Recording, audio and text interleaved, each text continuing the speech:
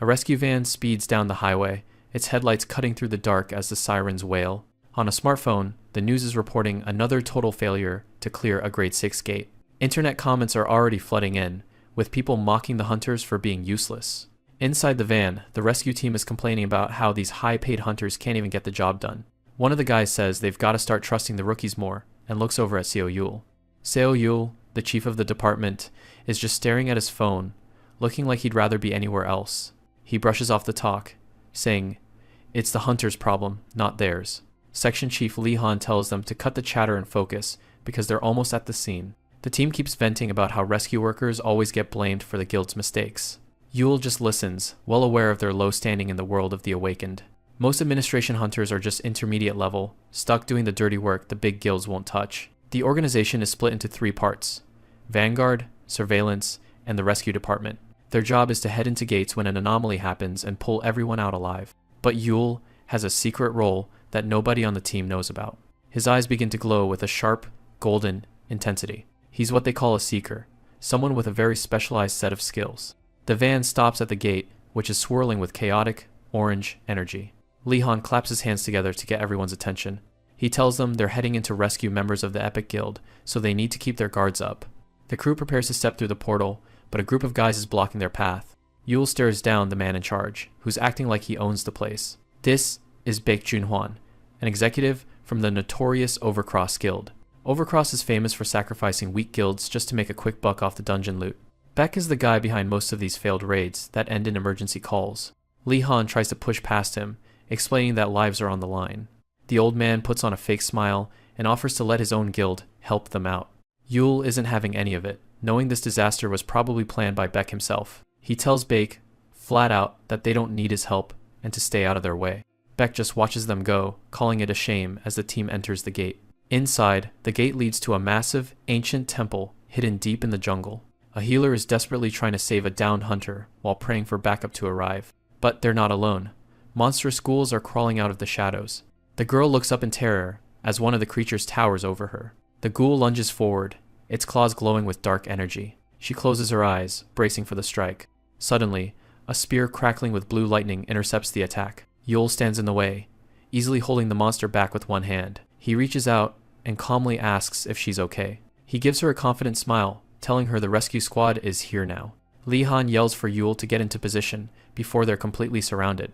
Ghouls are swarming in from every direction, and the fight for an escape route begins. Seo Yul initiates his silent wave skill to map out the area. Pulses of energy reveal the silhouettes of monsters hiding behind the thick walls. He focuses on the echoes, visualizing the entire layout of the temple through sound alone. His eyes flare with light as he pinpoints a new escape route for the team. Lee Han is fired up and ready to lead the group toward the exit. The team hoisted the survivors and prepared for a fast getaway. They take off at a sprint, with a mob of snarling ghouls right behind them. One of the survivors is terrified, wondering if they're even heading in the right direction. Lee Han tells her to trust the Seeker, regardless of his low rank. He's got total faith in Yul's sensing abilities, calling them some of the best in the country. The monsters aren't letting up, their jaws snapping at the team's heels. Lee Han slams a ghoul into the dirt to keep the path clear for everyone else. The pressure is mounting, and even Lee Han starts to double-check their path. It feels like the ghouls are multiplying, swarming from every corner of the hallway. The rescue workers fight desperately, blasting the horde back with everything they've got. They're barely holding the line while trying to keep the wounded safe. Yul strikes down another monster as they approach the exit. He's certain the exit is just ahead, but something feels off. He realizes the monsters aren't just chasing them, they're waiting for them at their destination. Ghouls are usually mindless, but these ones are being coordinated by a higher power. A system alert pops up, warning him that his sixth sense has been triggered. He can feel a heavy, malicious gaze watching their every move from the shadows. Suddenly, the ground erupts in a massive, purple magic circle. Lee Han stops dead in his tracks, horrified by the sudden trap. Yul screams for everyone to jump out of the circle immediately.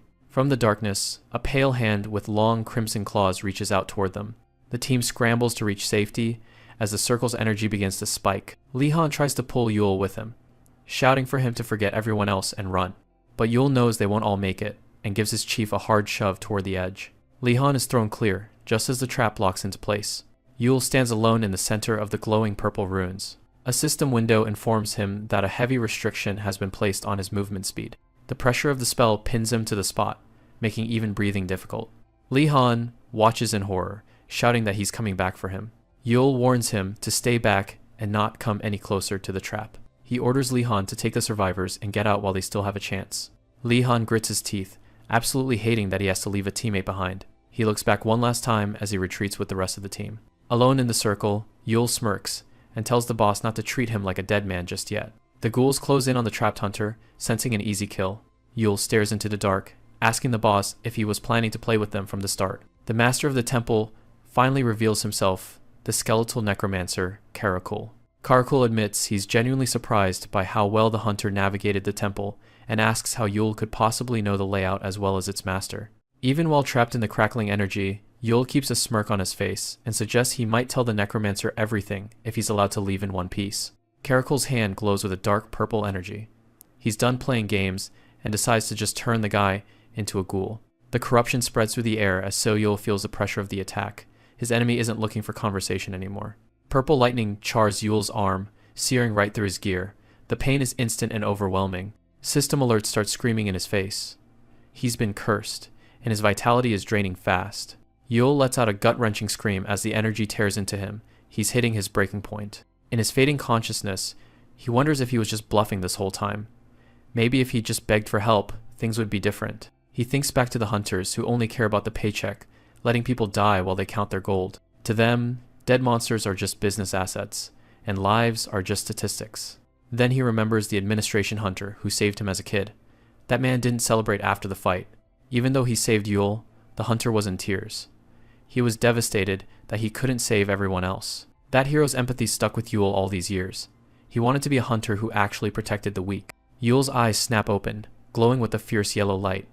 He refuses to die in a hole like this. He pushes his limits, activating Silent Wave and his Sixth Sense all at once. His synesthesia kicks into overdrive. The entire dungeon starts to reveal its hidden structure, pulsing with golden ley lines. He's desperately searching for a way out, some kind of miracle hidden in the walls. Through a doorway, he spots a faint blue glow. It's a tiny sliver of hope, but it's all he's got. His pupils narrow as he focuses every bit of his remaining energy on that light.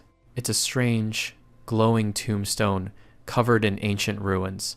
It's the only thing in this whole place that feels different. A system message pops up, telling him he's found the hidden records of a secret class. Yul can barely believe his eyes.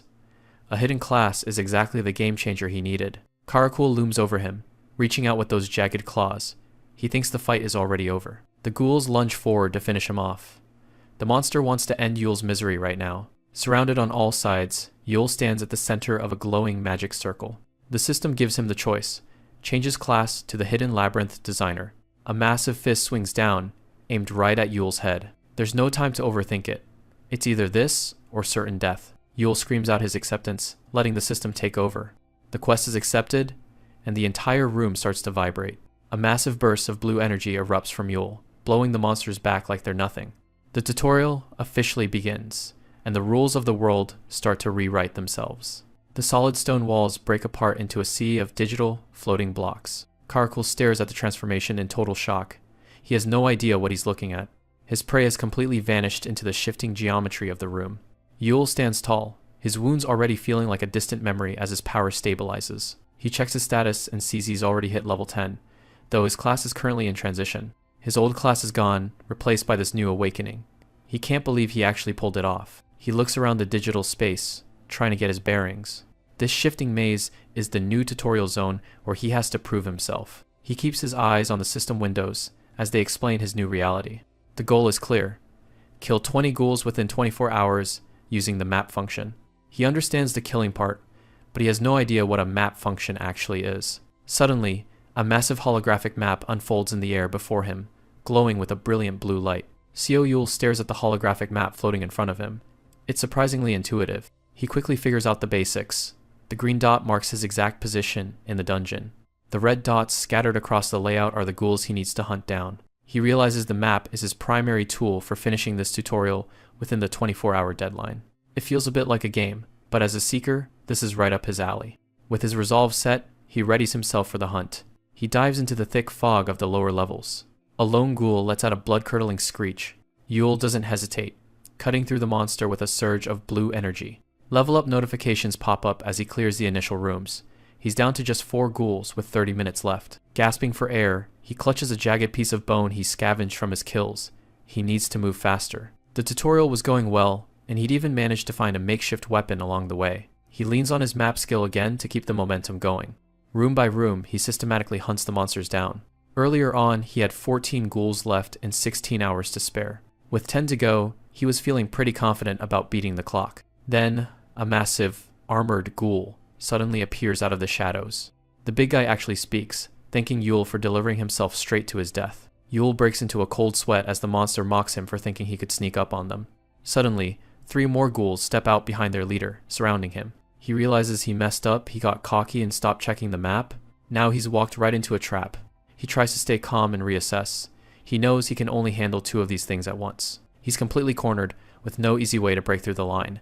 In his mind, he sees the situation like a game of jangi, and the board is looking bleak. No matter how he runs the numbers, he's in checkmate. He grits his teeth, wondering if this is really the ceiling for a D-rank hunter like him. The ghouls lunge in for the kill, but something about the situation feels off to him. He yells out in frustration, refusing to just lay down and die after coming this far. His survival instincts kick in, triggering his sixth sense and synesthesia all at once. He stares down the monsters, daring them to try and take him. That's when the system clicks, linking his sixth sense to the map unlocks a new skill, Spin Block. The air around him starts to hum as the very walls of the dungeon begin to vibrate. The system confirms he now has direct control over the labyrinth's layout. On the holographic map, he sees the spin command ready to go. With a flick of his wrist, the room shifts, and a ghoul's claw misses him by inches as the floor rotates. He watches the map as the red dots are physically pushed away into separate corridors. The entire hallway groans and twists, glowing with blue mana as it realigned. The ghouls are left wandering empty halls, completely isolated from one another. Yule stands over one of the separated monsters, finally understanding his true power. A smug grin spreads across his face. Now that he can control the map, this hunt just got a whole lot easier. He reaches out, ready to manipulate the dungeon like a master architect. In the eerie, green-lit halls of the dungeon, a lone ghoul prowls. Seo Yule weaves through the corridors, his movements a blur as he avoids the clutches of the monsters. With a surge of blue electricity, he strikes out, the energy crackling against the ghoul's hide. He finishes the creature off with a precise blow from his energy-imbued blade. The remains of the ghouls are vaporized into mana, a testament to his overwhelming power. Another monster charges out from the shadows, its eyes glowing with a feral hunger. It lets out a guttural roar, desperate to tear him apart. But the beast is no match for him, quickly ending up face down on the cold stone floor. Yule vaults into the air, looking down at the final target with cold determination. The last one. He slams his hand into the creature, unleashing a torrent of blue lightning that illuminates the hallway. The ghoul screeches in agony as the electrical current tears through its body. His yellow eye glows with a piercing light as he mocks the dying monster. "I'm sure I told you." With a final, crushing vertical slash, he bisects the beast once and for all. "Do you think I'd die after coming all this way?" Blue system windows flood his vision, announcing the successful completion of his tutorial and his class change to Labyrinth Designer. Outside, the pouring rain beats down on the gray city streets. A frantic voice calls out for a section chief. A group of hunters in heavy tactical gear stands huddled together, looking defeated and distraught. One of them, the blonde-haired administration hunter, yells out through his tears, desperate to find Seo Yule after the gate vanished. Nearby, a man calmly bites into a chocolate ice cream bar, seemingly oblivious to the chaos. What? It's Seo Yule, walking towards them with an umbrella and a bag of groceries. What are you so angry about now? The hunters gape in shock at the sight of him, their grief turning into utter confusion. He just smiles and holds up his treats, suggesting they all grab some ice cream and head home early. Later, he tests out his new ability, Creating Sphere. A blue, swirling vortex of energy forms before him. Sitting by a quiet park fountain, he holds the small black sphere in his palm, reflecting on how he can use it to imprison enemies. The system describes the S-grade skill, warning that any enemy who manages to escape the labyrinth will return even stronger. He ponders the risks, knowing that while the sphere is invisible to others, he shouldn't use it recklessly. He checks the stats of his tutorial labyrinth, noting its current durability and the number of monsters he has collected. To survive what's coming, he knows he needs to fill his labyrinth with even more powerful creatures, using the King of the Labyrinth skill. His hand glows with power as he realizes that he needs to push himself to get stronger too. A familiar voice interrupts his thoughts. A young girl with long brown hair named Yun Hee asks what he's thinking about. She greets him with a warm smile, holding out a large, red apple from a bag. Yul takes the fruit and begins to eat, thanking her, She explains that her mother wanted her to bring them over as a gift. He's surprised by her generosity, but she just laughs it off as a token of their 5-year-long friendship as neighbors. As they walk together through the city, he asks how her life at school has been lately. Yeonhee's expression falters, a bead of sweat rolling down her face as she hesitates to answer. He doesn't press her, simply noting that school life is usually the same old grind. Their quiet moment is shattered by a desperate scream coming from a nearby building.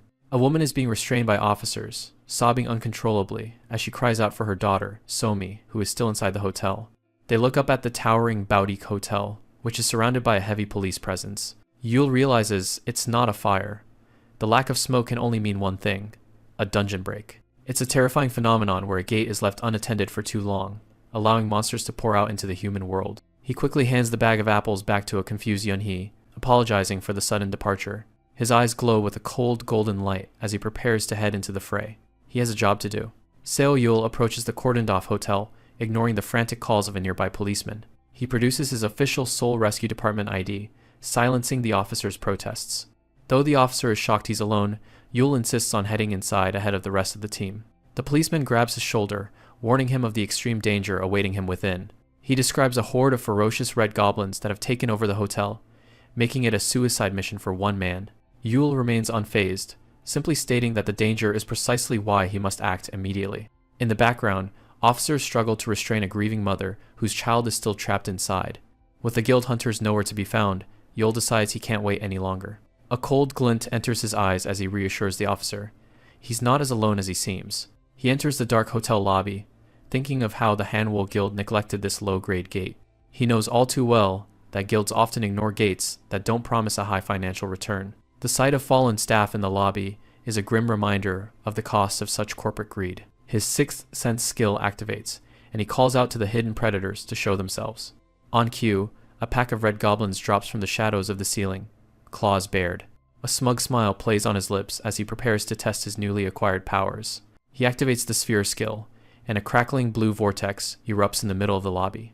The gravitational pull of the portal intensifies, dragging the surrounding debris and monsters toward it. One by one, the shrieking goblins are sucked into the swirling blue black hole. Yul watches with satisfaction as his plan unfolds perfectly in the center of the hall. He catches the collapsing sphere in his palm, now containing the monsters he just captured. Deep within his personal labyrinth, a monstrous presence waits, ready to receive its new subjects. With the captured goblins in hand, Yul's true power as the labyrinth designer begins to shine. This is the Red Goblin, a 1-star threat from the goblin family. They're a pack-oriented species that always moves with a central leader.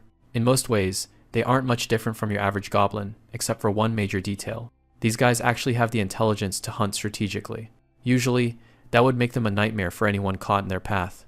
But Seo Yul isn't worried. He's got everything under control with his orb. His labyrinth is already doing the heavy lifting for him. Monsters are getting tossed around like rag dolls by the traps. Yul checks the stats.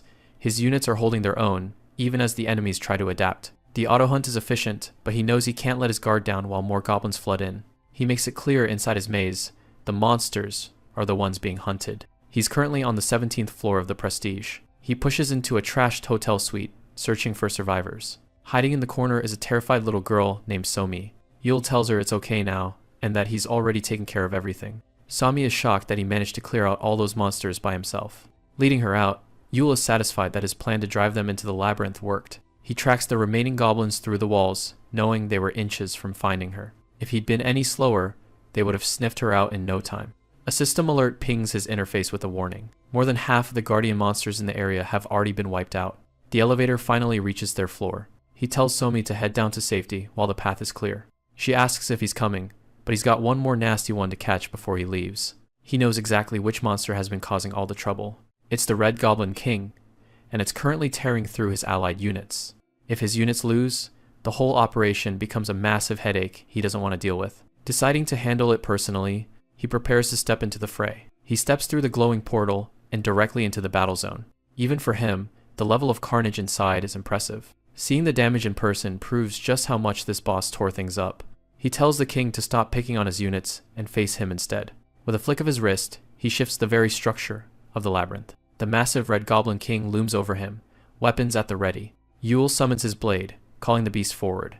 The monster roars in fury at the human interloper. It lunges forward with a death threat, but Yul isn't intimidated. He weaves through the massive, flaming swings of the king's blade. Despite the long day, he feels incredibly light on his feet.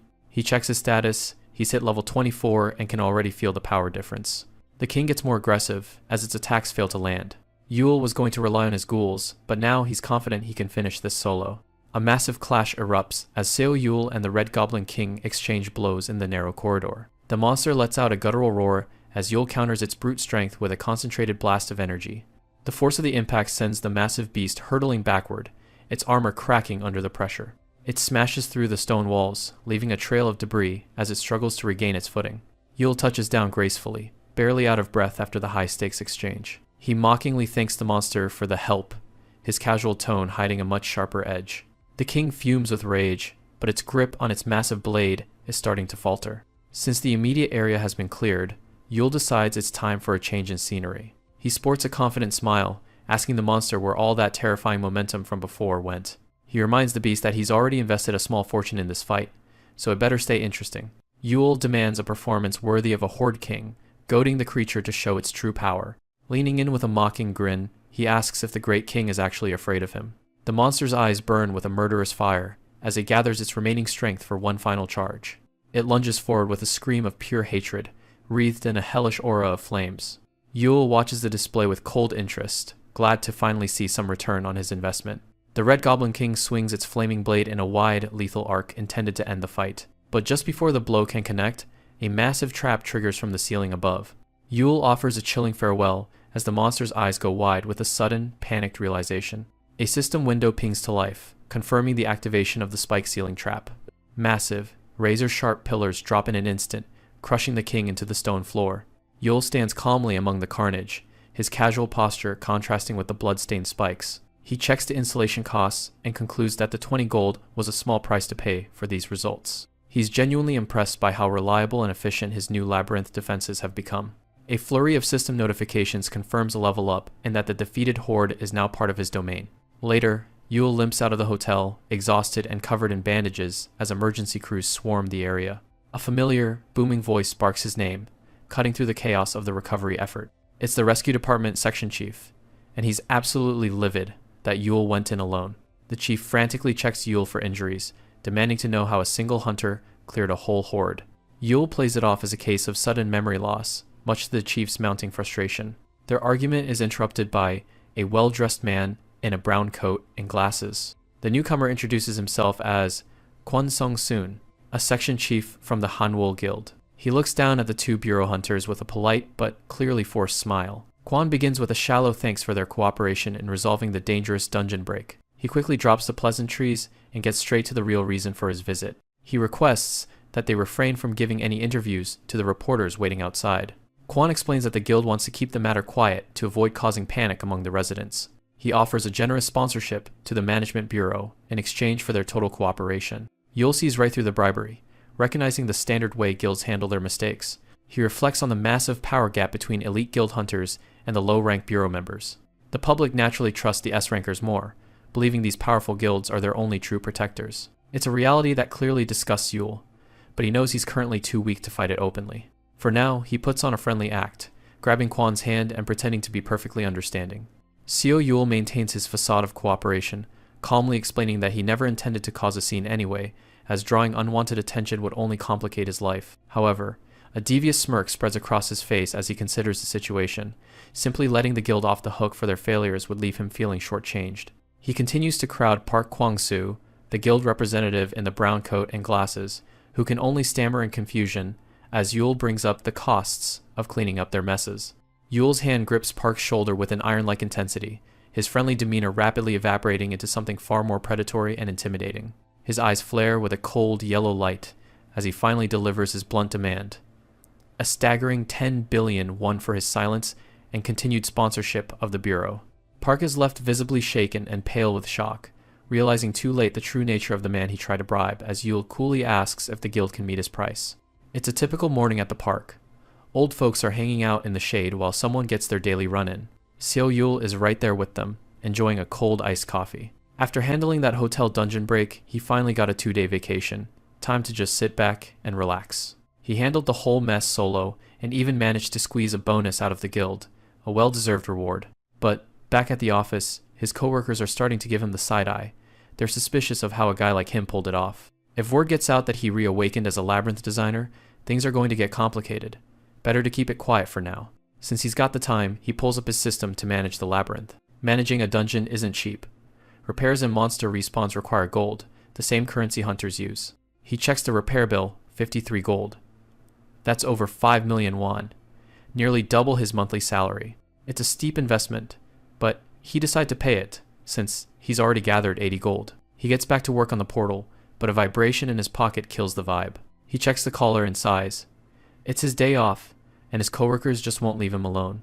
He picks up and tells the surveillance department lackey on the other end to get straight to the point. The voice on the other side sounds way too cheerful for someone calling on a Saturday. It's Lee Jung-ye from the surveillance department. She thinks since he's a scout on vacation, he can help her find someone. He doesn't even let her finish and just hangs up. She's left staring at her phone in disbelief. Yule tosses his empty coffee cup and goes back to his inner monologue. He's debating if he really needs to respawn every monster.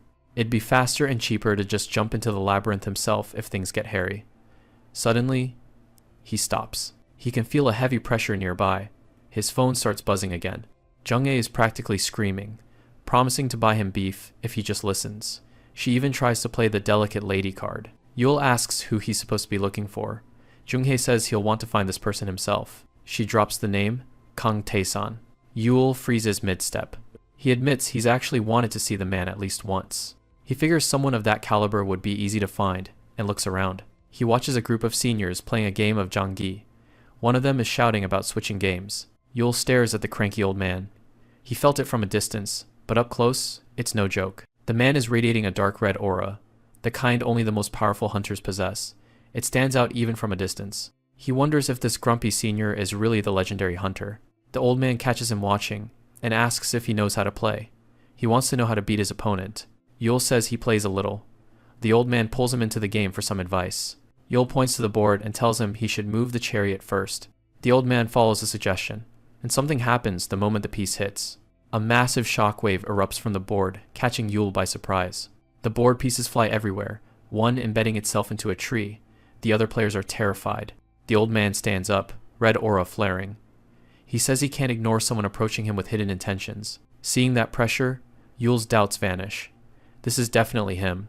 In Korea, there are only 5 S-rank hunters. They are the absolute peak of power. One of them is a master who can turn anything he touches into a deadly weapon. This is Kang Tae-san, S-rank hunter and weapon master. He calls Yule's move trashy. Just then, Jung-ae comes running into the park, screaming for her master. She stops between them, gasping for air from the sprint. Tae-san calms down slightly and asks Yule if he's from the surveillance department. Seo Yule pulls out his phone and clarifies his role. He's just a scout for the rescue department. Kang Tae-san isn't impressed. He calls Yule's dodge arrogant for a simple guide, but Yule just shrugs it off, saying he's got too many talents. The old master narrows his eyes.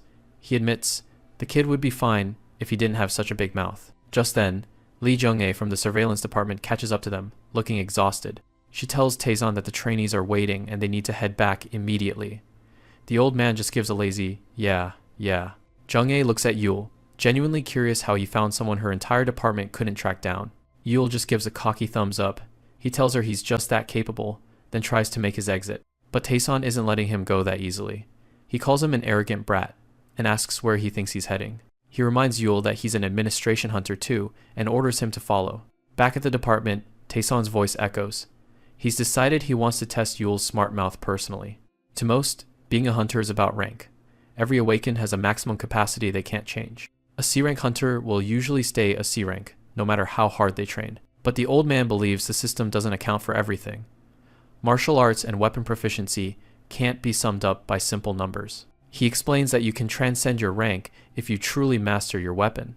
To prove his point, he draws his blade, the air around him shimmering with power. The administration hunters are gathered in the training hall, watching the master. Yule stands in the middle of them, looking completely bored. He'd rather be back home managing his labyrinth. A trainee named An Siwoo stands at attention, shouting that he's been training for 4 months. The others whisper that An Siwoo is one of the few B ranks in the department, and Jung-hae confirms he's the real deal. Tae-san acknowledges the kid's potential, making Siwoo beam with pride. Then, the master holds up a sword and asks a single question. What is required to wield this blade properly? Siwoo answers instantly, claiming it's a mix of raw strength and a deep understanding of one's skills. Taeson doesn't look particularly impressed by the textbook answer. He points the blade directly at Yul, calling him an arrogant brat and demanding his take. Yul doesn't even blink. He says, without overthinking it, it's just the will to swing the weapon. The room breaks out in whispers. The other trainees think his answer is half-baked compared to Siwoo's. Taeson leans in close, asking if he's certain about such a simple answer. Yul stares right back at him. He's certain. He can tell the old man is sharp as a razor. Taeson sighs, calling his attitude and expression completely shameless. But then he points a finger and admits it's actually the correct answer. Yul is caught off guard. He wasn't exactly expecting a thank you or a compliment. Siwoo loses it. He screams at his master, unable to accept that a non-trainee like Yul could be right. Yul just watches him, wondering why the guy is throwing such a tantrum over a question. Taeson tells him that anyone qualified can stand there. He decides to settle things with a test for both of them. They'll have to prove their answers through action. He asks if they accept. Siwoo shouts his acceptance immediately, while Yul starts sweating, trying to find a way out of it. Taeson says he was originally going to choose Siwoo anyway, but asks Yul if he's really okay with walking away. He drops the bombshell. Passing this test means becoming his official disciple. Yul freezes. Being the disciple of an S-rank hunter is a game changer. It's more than just power. It's a shortcut to the top of the hunter hierarchy. Taeson smirks at him. He asks if the kid is feeling a bit more motivated now. Yul clenches his fist. The offer is too good to pass up. With a confident smirk, Seo Yul declares that the motivation is more than enough. The unknown master stands in the massive hall, keeping things simple as he explains the rules. He tells Seo Yul and the other hunter that whoever wins this test becomes his new disciple. Yul listens closely as the old man mentions they'll be dealing with an ether stone. The ether stone sits in the center of the room, crackling with raw magical power. Yul is a bit confused, wondering what kind of skill the master is planning to pass down. In the background, the crowd is going wild, cheering for the surveillance department. Yul grips his weapon tight, determined to make this chance his own. The master steps forward, announcing that the transfer is about to begin. He gives them a fair warning: if they don't feel his power, they fail instantly. The old man's eyes sharpen as he prepares to unleash his strength. A violent red aura explodes from him, washing over everyone in the room. Yul's system pings, detecting the overwhelming presence of a weapon master. The other hunter is already struggling, gasping for air under the sheer pressure. He's on the verge of passing out, but Yul is focused on something else. A glowing blue spear slowly rises from the rippling water. The weapon pulses with energy, answering his call. The system confirms it. Yul has officially mastered the Dragon King's spearmanship. The master watches them closely, gauging their reactions to his aura. He admits they both have the aptitude, telling them to be proud of themselves. Nearby, other students are being carried off by medics, unable to handle the strain. The master strokes his beard, asking who wants to go first. The senior hunter steps up confidently, determined to end Yul's chances right now. He's full of himself, promising to crush Yul's will before he even starts. Yul just yawns in his face, clearly not impressed by the big talk. The senior calls him a bribe-taking fraud, and readies a massive strike. He lunges forward, aiming to prove everything with raw strength. A powerful hit shatters the ether stone into a million glowing pieces. The crowd is shocked that someone from the bureau could actually do that. The master is surprisingly impressed, noting that the guy actually mastered the Dragon King's technique. The senior shoves Yul, telling the junior to stay out of his spotlight. Yul shoots back a smirk, asking him why he's so wound up. The master cuts them off, telling them to save the drama for later. It's Yul's turn. Yul walks up, admitting the other guy is definitely stronger in terms of brute force. But he knows this test isn't just about power, it's about his own conviction. The master's previous words echo in his mind, confirming he's on the right track. He thinks about the true weight behind wielding a weapon. He asks himself the core question: why does he even do this? A memory of the person who saved him flashes back, giving him his answer. He wants to be the one giving others the same hope he felt that day. That's the reason he became a bureau hunter, and why he needs to get stronger. Yul unleashes a strike far beyond anything he's shown before. Seo Yul lets loose a devastating technique called Dragonfire Heart Piercer. The power of the strike leaves the entire audience completely speechless. His rival can only watch in shock, sweating as he realizes he's been totally outclassed. Yul looks over his shoulder, offering a casual apology for taking the spotlight. He asks the senior hunter if he's okay with a junior stealing his spot. The unknown master observes them, reminding everyone that a weapon is only as good as the person wielding it. The old man smiles, and officially announces that Yul is now his disciple. Yul gives a confident grin, thanking him for the massive opportunity. The crowd erupts into thunderous cheers for the new prodigy. Meanwhile, in a dark alley, a bully in a suit is cruelly hauling Yunhee by her hair. A blonde girl watches while smoking, pretending to feel bad for their classmate. She mocks Yunhee, asking if being nosy and helping her friend was really worth all this. The bully tells her she should have known who she was dealing with before acting like a hero. He laughs at her, saying she's all alone now with nobody left to help her. He brings up her friend, mentioning they're in the hospital after taking a dive off a roof. He gets right in her face, saying her defiance just makes him want to hit her more. With a brutal slap, he sends the girl crashing to the floor. A man with long white hair approaches, and the bully greets him as the young master. This is Hyun Gi-hyuk, an antagonist with a cold, calculating look in his eyes. The bully prepares to leave, telling the others to make sure Yunhee doesn't escape. He orders Hyun Gi-hyuk to follow him, addressing him as a B-rank hunter. The bully explains he called the hunter so they could head somewhere private. They're going to a place where they can play to their heart's content without witnesses. Back at the training grounds, someone remarks on how lucky Yul is to pick whatever weapon he wants. Yul walks out with an administrator, carrying the simple spear he chose as his reward. It's the Spear of Evolution, Roga, a weapon that can grow and adapt to its user. The administration hunter complains about the long day and the weird stuff happening lately. Outside the building, a woman is desperately trying to push past a security guard. She's frantic, asking if Chief Seo Yul is still inside and begging for just a moment of his time. The guard blocks her way, saying outsiders are prohibited and she should just call. Yul stops when he notices the commotion behind him. The woman spots him and screams his name, rushing forward past the guards. She grabs him by the shirt, sobbing as she tells him something terrible happened to Yunhee. She explains that Yunhee was dragged away by a group known as the Yellow Belt. A cold, murderous look settles on Yul's face as he asks who exactly took her. The story picks up deep in a dense, glowing forest, where the vibe is already incredibly tense. A small group has ventured way too far into the woods, but Kang Jung-min is completely unbothered because he brought a B-rank hunter along for muscle. He leans toward the girl next to him, casually wondering who would win if his bodyguard had to square off against a monster. Kang Jung-min notices she's shaking and gives her a patronizing pat on the shoulder, telling her there's nothing to worry about since the monsters here are supposed to be weak. Suddenly, he shoves her forward, forcing her to lead the way into the shadows. He tells the B-rank hunter to go after her and catch him, clearly setting up some kind of trap.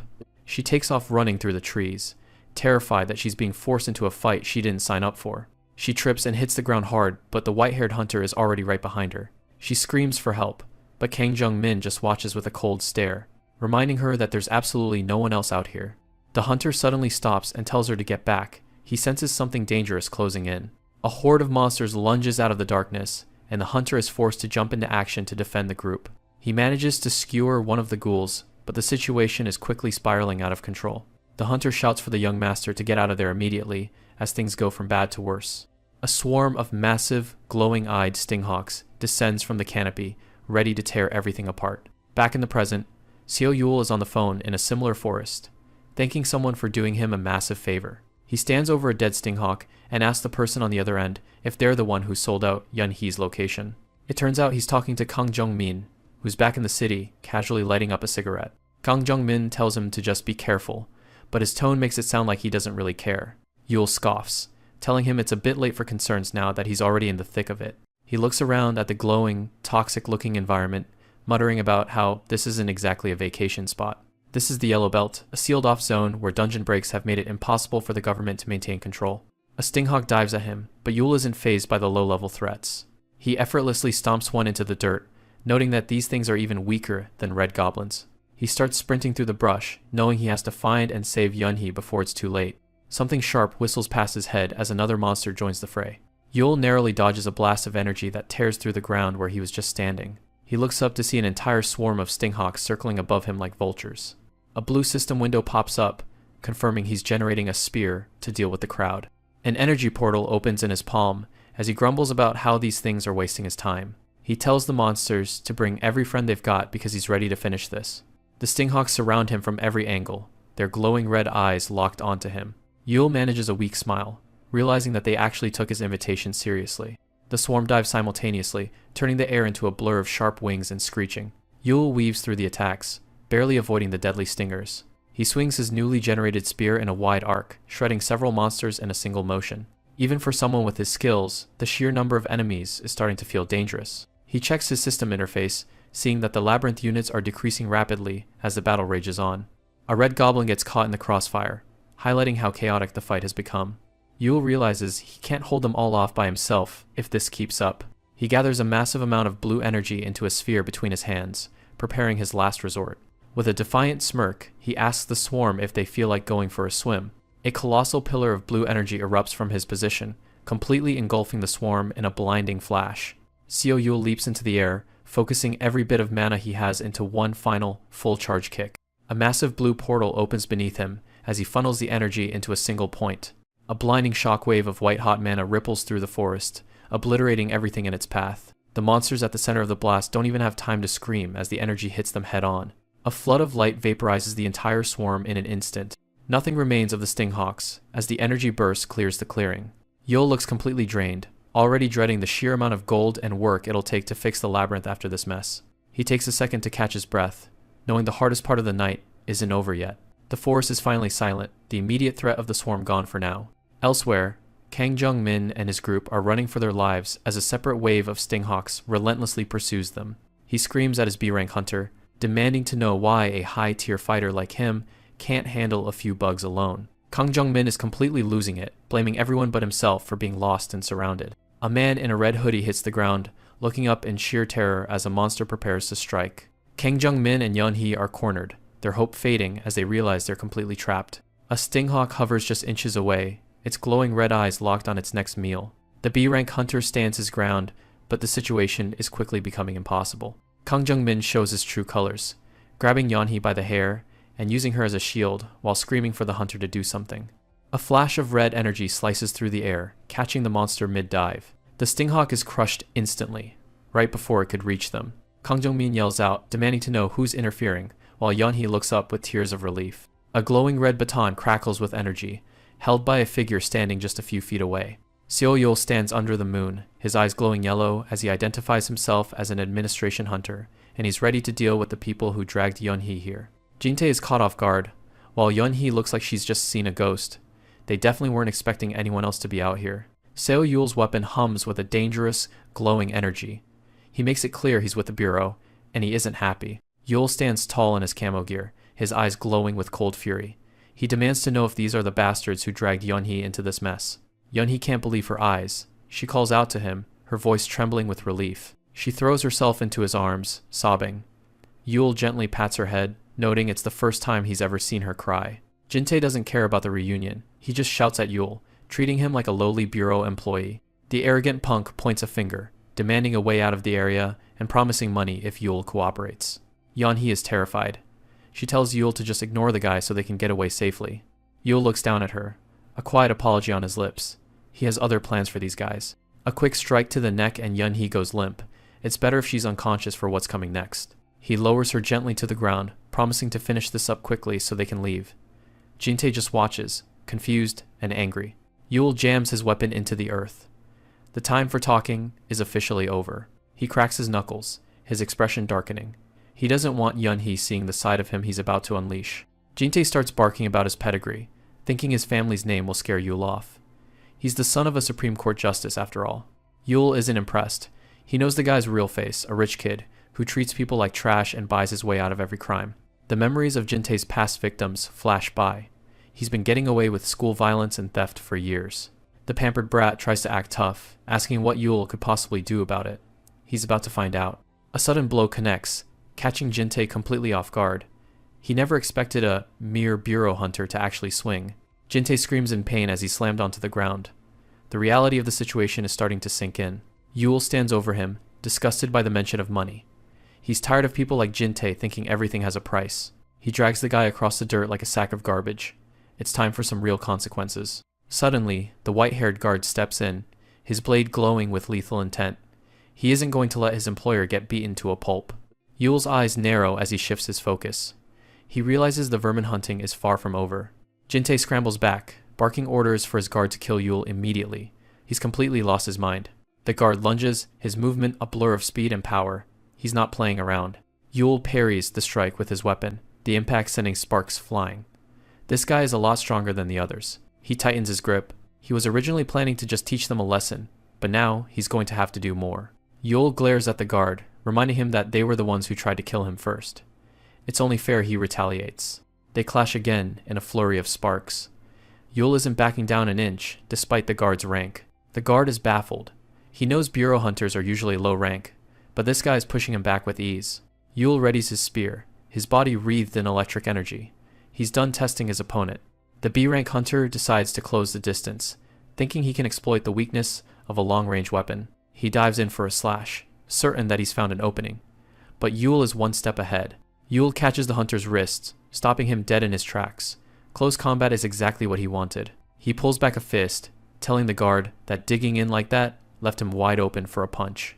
A heavy punch lands right in the guard's face, the impact shattering the silence of the forest. Blood sprays from the force of the blow. The B-rank hunter is sent tumbling back, his weapon clattering to the ground. He's completely incapacitated. Jintei panics, yelling at his elite guard to get back up. He's terrified now that his only protection is gone. Yule looks at the downed hunter, surprised himself that a B-rank was taken down so easily.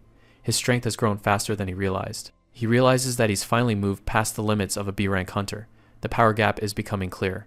A small, cold smile plays on Yule's lips. He's finally getting the results he needs.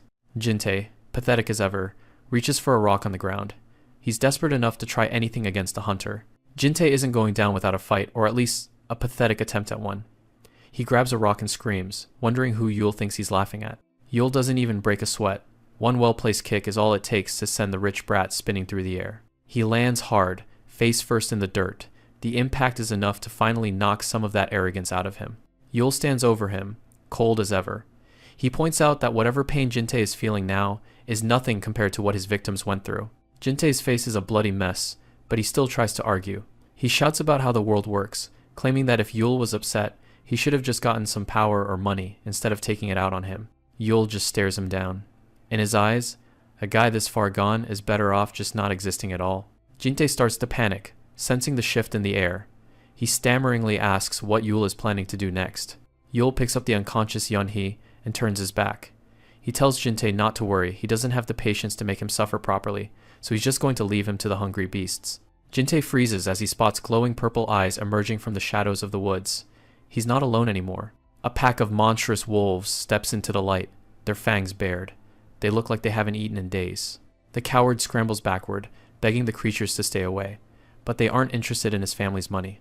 A final scream echoes through the forest as the wolves lunge. Justice, of a sort, is finally served. Yule walks away with Yunhee in his arms, the sound of the pack's feeding fading behind him. This nightmare is finally over. The kidnapping case makes waves everywhere.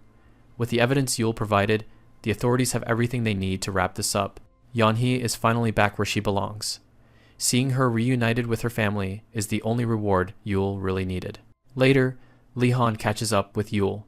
He mentions that they've already rounded up the corrupt officials who helped Jintei, but warns that things are going to be chaotic for a while. The news is flooded with headlines about the Yellow Belt case.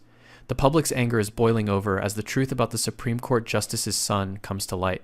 Under all that pressure, Justice Park Bumjin has no choice but to resign in disgrace.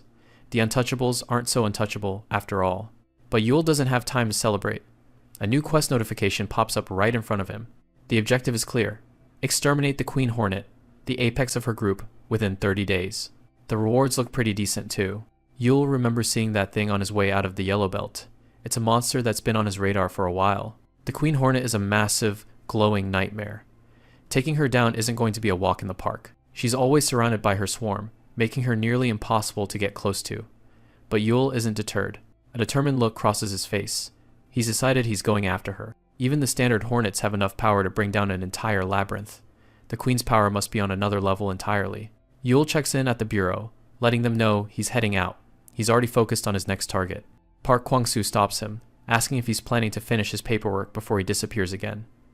He's clearly used to Yule's sudden departures. Yule just gives him a serious look. He's got much bigger things on his mind than office work. He heads for the exit, his mind already calculating the risks. Every second counts now. The clock is ticking on that 1-month deadline. If he doesn't act fast, the Hornets will just keep expanding their territory. To get ready, Yule travels to a secluded traditional temple. If he wants to win, he needs to be fully prepared. He spots an old man waiting for him at the top of the stairs. It's time for the real work to begin. The unknown master, a man with a long white beard and a sharp gaze, tells Yule he's late. He doesn't waste any time. Training starts right now. The sun sets over a traditional, multi-tiered martial arts academy. Seo Yule is stunned to hear he's been chosen as a direct disciple. The unknown master tells him not to feel pressured, even though he only has 2 seniors above him. Still, the training ahead is going to be a real uphill battle. Inside the main hall, the rest of the students gather around. Gunsu steps forward and bows, telling the master he's ready. The old man acknowledges his hard work. Yul watches the interaction from the sidelines. The students focus their attention on a pedestal in the center of the room. On display is the jagged jawbone of a unique monster, known as an iron ghoul. The master shows off the massive scars on his back, explaining that this was the first creature to ever bring him to the brink of death. He grips the handles of the bone, announcing that this is their next training objective. With a surge of power, the old man pries the monster's jaw wide open. As the master finishes his demonstration, Yul is left wondering if the guy is made of iron. The students cheer, but Yul is just trying to process the sheer strength he just witnessed. The master tells Yul to give it a shot. Yul steps up, ready to test his luck. He grabs the handles, confident that his level exceeds a B-rank hunter, but he knows he won't be able to open it as easily as his master did. He puts every bit of effort into the attempt. The master watches closely, seemingly surprised by what he sees. Despite his best efforts, the jaw doesn't budge an inch. Yul grinds his teeth in frustration. The master waves his hand dismissively, telling Yul to keep challenging himself to build up his physical strength. He lays down the law. There will be no more training until that jawbone is opened. Yul looks completely drained. Gunsu watches him from the back, his expression unreadable. Gunsu scoffs internally, labeling Yul as nothing more than a parachute hire. He remembers joining the association 2 years ago, and working harder than anyone to prove himself. He feels it's unfair that a guy from the administration just rolled in and became a direct disciple over a B-rank hunter like him. Gunsu walks through the academy grounds, still stewing over the situation. Suddenly, Yul calls out to him from a balcony, teasing him for being in second place that morning. Yul is already busy sweeping the walkway, even though it's a holiday. He tells Gunsu to speak comfortably since he's the youngest, but Gunsu insists on maintaining the hierarchy. Gunsu asks if he tidied up the dojo himself. Yul just shrugs it off, saying it was a bit messy. Gunsu tells him to stop doing that, as it makes everyone else look bad. Yul looks confused, asking why they even need to divide tasks into above and below in the first place. He explains that being a direct disciple doesn't mean he wants to push his work onto others. He'll do it if he has the time. He gives a bright smile, saying they all came here to succeed together. Gunsu just stares at him, finding the whole attitude deeply irritating. Over the next 2 weeks, Yul shows up every single day and stays later than anyone else to train. He's constantly exhausted, but never once tries to pull rank on the other students. Yul fits right in, laughing and joking with everyone during breaks. But as soon as training starts, he goes back to working like a madman on that jawbone. Gunsu watches him from the shadows, admitting that Yul's dedication is exactly why he's so annoying. As Yul pushes himself to the limit, Gunsu realizes that this guy is exactly who he wants to be. The other students cheer for Yul as he almost gets the jaw to open. Everyone is pulling for him now. Gunsu walks up and offers Yul his water bottle, catching him completely by surprise. Gunsu hands over a water bottle and tells Yul not to overdo it, finally dropping the formalities and calling him Hyungnim. Yul smiles, relieved that the tension between them has finally dissolved into a genuine friendship. They stand together in the quiet dojo, a rare moment of peace after a long day of training. The silence is broken by a low, rhythmic horn blast echoing from the distance. Gunsu looks toward the sound, noting that it's the signal for the Overcross Guild heading out for another raid. He mentions that a massive guild like that works day and night, having briefly spent time on their payroll himself. In a nearby forest, a team of heavily armored hunters emerges from a swirling purple portal. The squad leaders are pleased with how quickly they finish the job, much faster than they had anticipated. The reason for their haste is visible behind them, a massive steel-blood orc, successfully captured and locked in a high-tech cage. One of the hunters yawns, while another nervously questions if it's actually legal for them to capture live monsters like this. His partner scoffs at the concern, reminding him that selling a beast like this is worth at least 12 billion won. That's how they pay their salaries. One hunter holds up a trophy necklace taken from the orc's tribe, checking if it's worth any extra cash. Inside the cage, the orc remains deathly still, its tusks stained with fresh blood.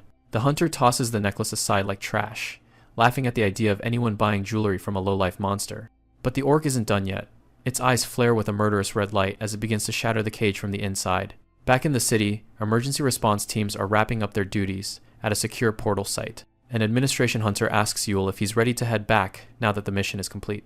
Yul declines an invitation to accompany dinner, saying he has to head straight to the martial arts academy. He explains that the master is away today, so he promised to look after the other students himself. Just as he turns to leave, a piercing alarm blares from his tactical gear. A high-priority emergency support request is broadcast to all active teams. The alert reports that a 3-star boss monster has escaped an illegal transport and is currently on a rampage. Yul's blood runs cold as the location of the attack is confirmed, the Korea Martial Arts Association. At the academy, the peaceful courtyard is now a scene of destruction as students flee in total chaos. Gunsu frantically ushers the younger students to safety, trying to shield a crying girl from the carnage.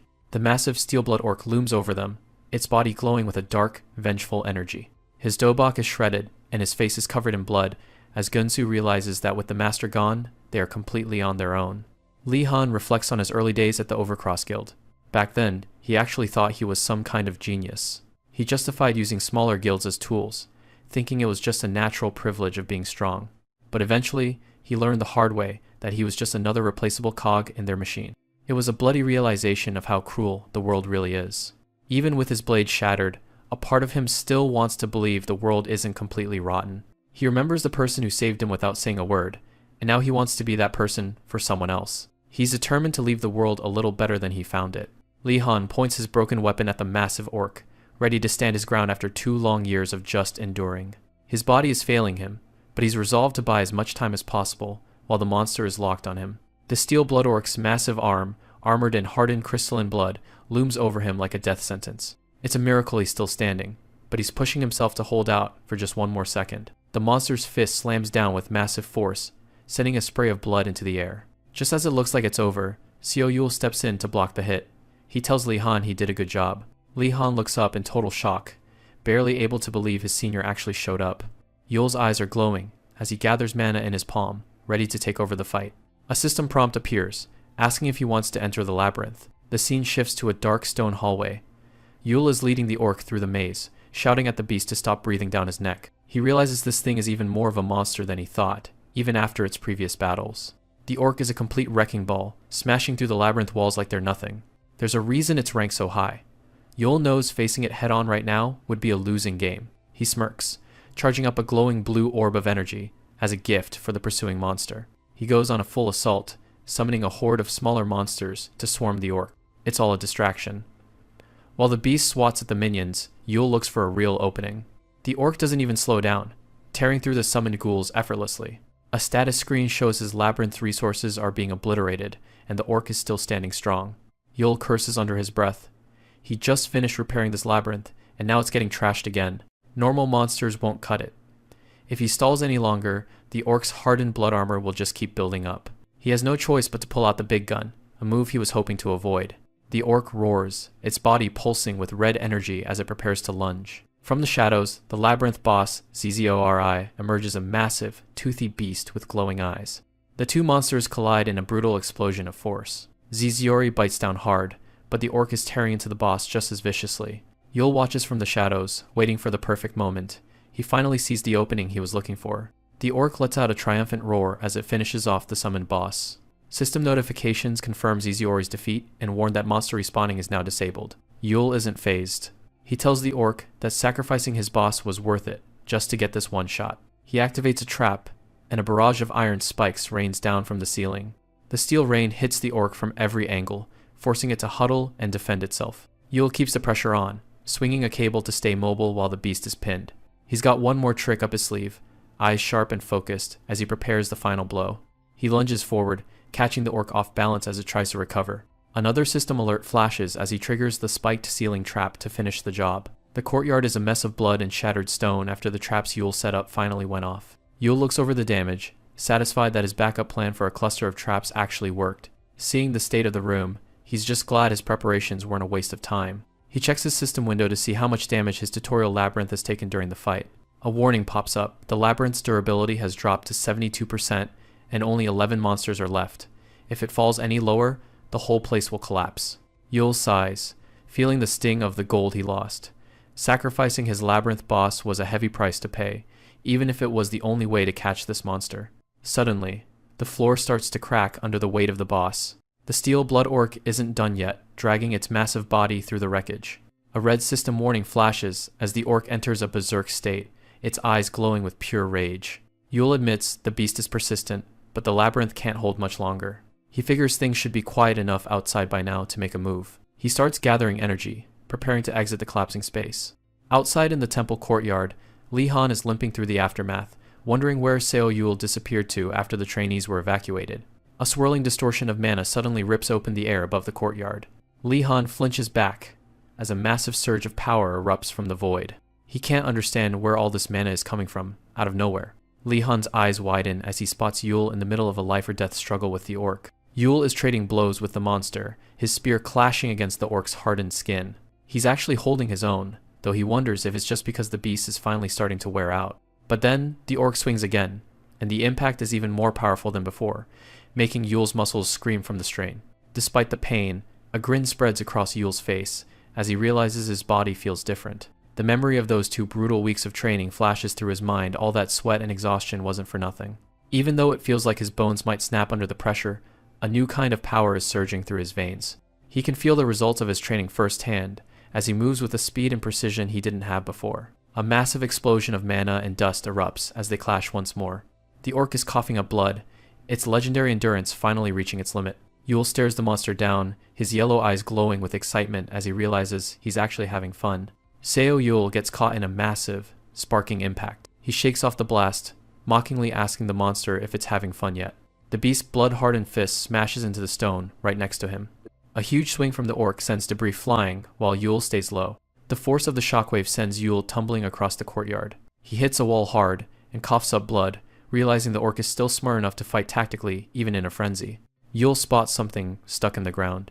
It's one of the monster's own tusks, broken off during the chaos. The orc looms over him, glowing red and ready to finish the job. It lunges forward, catching Yul with a brutal strike. Lee Han staggers to his feet, shouting that he'll buy some time so Yul can find a weapon. The orc turns its rage toward the wounded Lee Han instead. Lee Han takes a direct hit and groans in pain. Yul has already grabbed the broken tusk he saw earlier. He leaps back into the fray, telling his teammate he's already got exactly what he needs. Yul channels every last bit of mana he has left, his body glowing with a dangerous red aura. He focuses the energy for one final internal strike. He drives the sharp tooth straight into the orc's open mouth. The internal mana reaction flares up inside the monster's throat. Yul screams, "Die!" as the explosion triggers. The orc's head detonates from the inside, sending blood spraying everywhere. A system message confirms he's acquired a unique grade item, the demonic dagger. Yul stands over the carcass, thinking he's finally ready for the next level of training. Lee Han lies nearby, hearing Yul's voice through the haze. Yul reaches out a hand, telling him not to fall asleep just yet. Lee Han opens his eyes, surprised to still be alive. He realizes it was Yul who pulled off the impossible. Yul tells him to just stay down and rest. Rescue teams in hazmat suits finally arrive to secure the area as the giant orc's corpse lies nearby. The next day, the scene shifts to the Management Bureau headquarters. A swarm of reporters and cameras is already camped out in front of the building. People are filming with their phones, waiting for a statement. Baek Joon-hwan, the Overcross director, walks through the crowd looking way too polished. The media immediately starts shouting questions about illegal monster transport. He stops for a dramatic pause and begins his rehearsed apology. He claims the orc was only brought in for its research value, and that they intended to donate it to the Bureau. He wraps it up by promising to cooperate fully with the investigation. Suddenly, someone in the crowd spots Seo Yul nearby.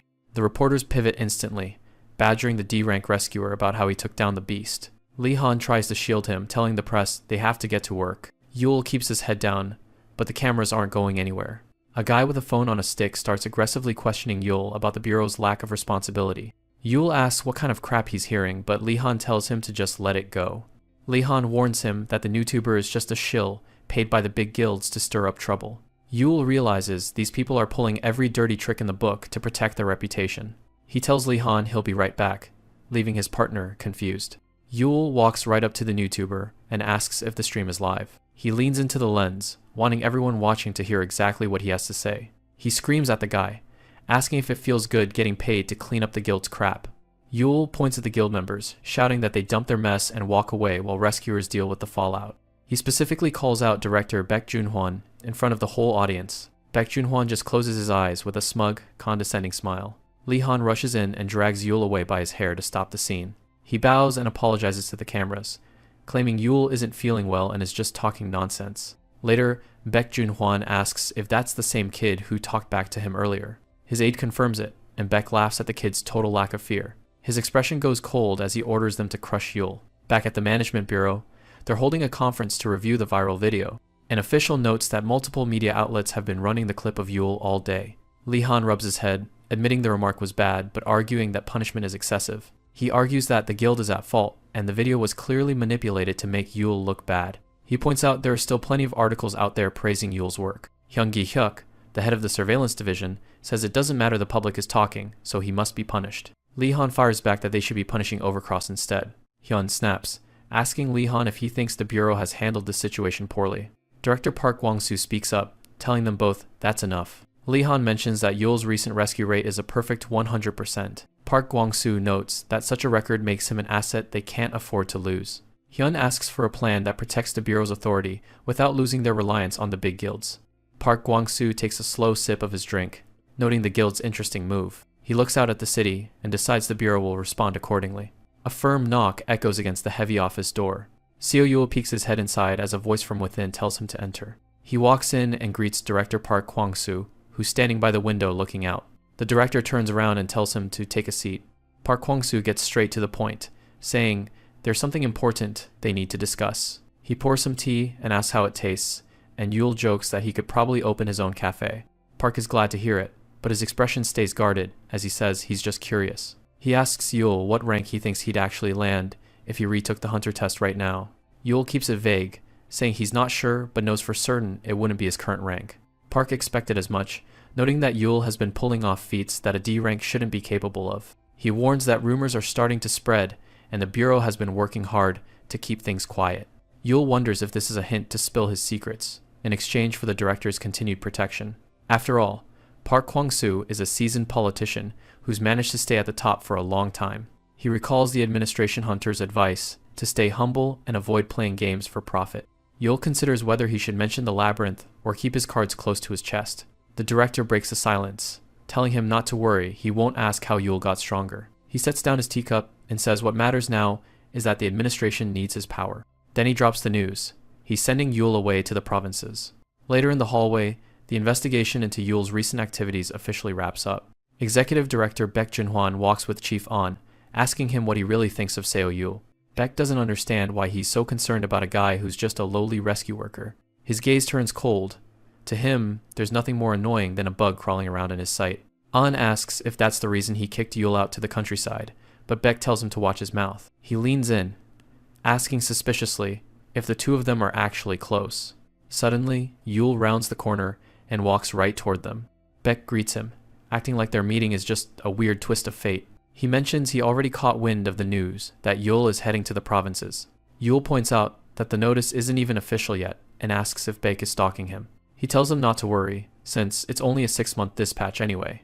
Baek laughs, telling Yul he's being way too optimistic about his current situation. He explains that only high-ranking officials get dispatched, so this is clearly something else entirely. He mocks Yul, telling him it's time to face reality and accept that he's being discarded. Yul just flashes a peace sign and a huge grin, revealing he was actually promoted 2 full ranks to assistant manager. The news leaves Baek and On absolutely stunned. Yul taunts them, asking why they look so disappointed about his promotion. Baek forces a smile, wondering out loud if the administration has started promoting people on a whim. Yul bites back, saying it just means they don't want to lose talent, and it's obvious Baek is pissed. An intense spiritual pressure flares between the two as they lock eyes in a fierce stare down. On steps in to break the tension, telling the executive director it's time to move on. Baek blinks and claims he just spaced out for a second, his expression relaxing into a smirk. He turns around and tells On they should head back.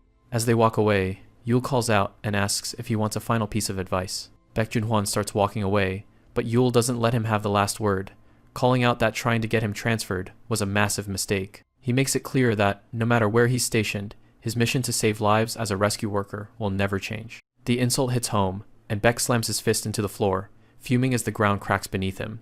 He's absolutely livid, cursing the damn bugs that are getting in his way. Back inside the director's office, the atmosphere is much more composed and quiet. Director Park Kwang-soo gazes out at the city lights, holding his teacup as he reflects on their conversation. He reassures Yul that while the transfer looks like a demotion to the public, it's actually a strategic 6-month dispatch. The director explains that if Yul produces solid results there, outsiders like Baek won't be able to touch him again. Yul seems deep in thought, and when the director points it out, he quickly apologizes for drifting off. Yul thanks the director for looking out for him, but mentions he has one specific request before he leaves. He says that since he's going anyway, He wants to be sent somewhere where his unique help is actually needed. Park takes a slow sip of his tea, likely impressed by the kid's sheer audacity to make demands. Looking out at the night sky, Park realizes that Seo-yul really is a unique individual. Over at the office, the junior with the glasses is losing his mind over Yul's overnight promotion to assistant manager. He asks Section Chief An if he knew about this all along, and the chief just calmly confirms it. The junior is worried about how they'll manage without their star worker, but An tells him they'll just keep doing things like they always have. An mentions that Yul has a week off first, and tells the junior to invite him to dinner, though the kid doesn't think anyone would come to a team dinner on their day off. He calls Yul anyway, only for him to pick up and immediately say he's too busy to talk. Deep in a dark, glowing forest, Yul's voice comes through the phone, saying he's just finishing some overdue homework. The junior is confused by the answer, but Yul just confirms he's on a mission. Decked out in full tactical gear, Yul stares down his target, a massive, swarming hornet's nest. A system window pops up, showing an extermination quest to defeat the Queen Wasp with only 72 hours left on the clock. Seo-yul isn't interested in chatting right now. He tells his junior to call him back later and just hangs up. He's only got 3 days left to finish this quest. He thought he was moving fast, but things are escalating quickly. A massive swarm of hornets is already closing in.